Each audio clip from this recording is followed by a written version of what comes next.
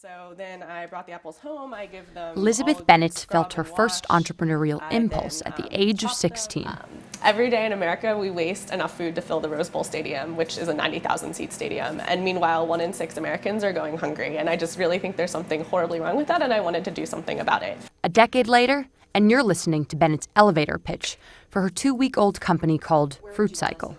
So I had an idea to start Fruit Cycle, a social enterprise that will turn food otherwise going to waste into healthy, tasty snacks that are shelf-stable, that you can buy at your local store and enjoy. And meanwhile, we'll also be providing job training for women who've been formerly incarcerated, homeless, or otherwise disadvantaged and might not have these opportunities elsewhere. And that's the elevator pitch. Yes. The catalyst for Bennett's leap of faith? She was named a finalist in a startup competition by a food incubator, a kind of business laboratory for culinary entrepreneurs, aptly named Mess Hall. Bennett is one of 4 finalists that Mess Hall founder Al Goldberg chose out of thousands of pages of prospective business plans. Al from Mess Hall called us last Monday to tell us we were finalists, and I quit my job on Tuesday. 2 other finalists have equally inventive business plans. Mason-Dixie Biscuit Co. serves up ambrosial Southern biscuit sandwiches, and Lulu's makes liquid nitrogen ice cream. Goldberg was inspired to help companies like theirs after identifying a solution to the biggest barrier of entry to DC's burgeoning food scene: finding a space to cook. And by law in DC, everybody has to operate out of a commercial kitchen. So I myself was trying to open up a catering company. I couldn't get it off the ground. The lease terms were too long. The startup costs were prohibitive. And I started to think, well, what if we create this sort of shared concept where we could have people come in and use kitchens on a shared basis to diffuse the costs.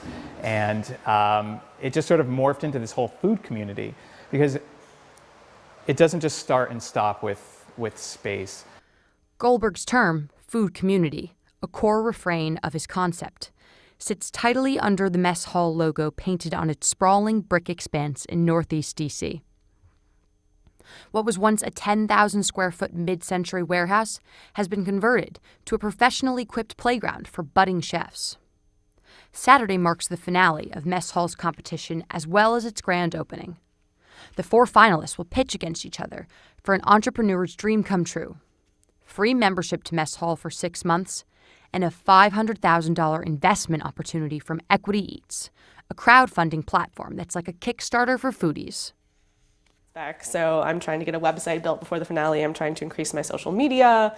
I'm trying to do anything I can to basically make the pitch that I give as successful as it can be. Goldberg anticipates that all 4 finalists will move into Mess Hall to keep growing. And I would love to see something happen where we get some Fruit Cycle apples that are incorporated into Lulu's ice cream or something, and then that dessert becomes the dessert of choice at a Mason-Dixie restaurant one day that has Singer's significant meats that are part of the sandwich. I mean, that would be like a dream, Jacqueline Alemany, CBS News, Washington.